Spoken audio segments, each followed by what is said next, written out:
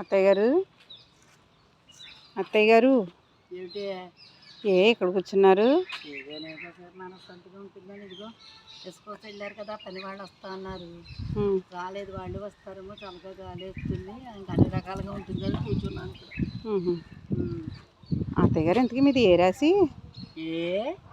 ఊరినే అడుగుతున్నాను, చెప్పండి. నాది మిథున రాశి. తెలీదా నీకు? అవునా, మీది మిథున రాశి కదా.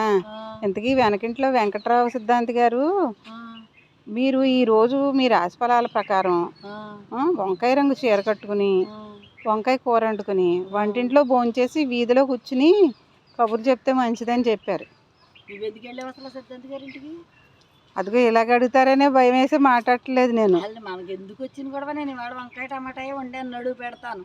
అలాగే అది వెనకింటి వెంకట్రావు సిద్ధాంతి గారు మీకు ఏదో మంచి జరుగుతుంది ఇలా చేస్తే అన్నారు. చక్కగా వంకాయ రంగు చీర కట్టుకున్నారు, వీధిట్లోకి వచ్చి కూర్చున్నారు. భోంచేశారా? భోజనం చేయలేదు, వంకాయ టమాటా ఇష్టం లేక తినలేదు. మంచి పని చేశారు. వంకాయ కూర తినేను, ఇట్లా కూర్చుని కబుర్లు చెప్తాను. మంచి జరగదు, కష్టపడాలి. ఒళ్ళు వంచి కష్టపడితే మంచి జట్లు జరుగుతాయి. మరి నీకేం చెప్పారండి? నేను అడగను. ఇదిగో మొన్న నేను అడిగితే ఎలాగే అన్నారు, మీ ఆరోగ్యమే నా మహాభాగ్యం అన్నానా? దానికోసం మీరు ఏం చెప్పారు?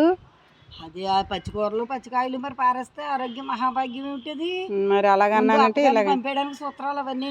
అదేం కాదు అత్తయ్య గారు, మీ ఆరోగ్యంగా ఉండాలి. చూడండి ఎంత స్లిమ్ గా తయారయ్యారు. ఎక్కడికి వెళ్ళేవేటే? ఎక్కడికి వెళ్ళాను? ఇక్కడే ఉన్నాను. వెంకట్రావు సిద్ధార్థ గారి దగ్గర నుంచి మళ్ళీ కొత్తిమీర దాకా వెళ్ళావు. నేను ఎక్కడికి వెళ్ళలేదు, మీరే వెళ్ళారు. ఏం చెప్పారు చెప్పు ముందు. నాదంతా అయిపోయింది, ఇంకా నాకేమైనా నా రాశి ఫలాల గురించి అడగలేదు అత్తయ్య గారు. ముందెళ్ళి అర్జెంటుగా అంట్లు తోమితే అక్కడ పని అవుతుంది, అప్పుడు నీకు మంచి పేరు వస్తుంది. అంట్లు తోమింది బాగా మా కోళ్ళని. అయ్యో, ఎక్కడ సుఖంగా ఉంచరేటే, వీధిలోకి వచ్చి కూర్చున్నాను, పట్టుకు పీడించేస్తావు. చక్కగా పొద్దు కబుర్లు చెప్తున్నారు, బాగానే ఉందని అనుకున్నాను నేను. వెళ్ళే, నాకేం బాగాలేదు అసలు, అందుకే కూర్చున్నాను, లేకపోతే వీధి ఎక్కుతానా? సరే.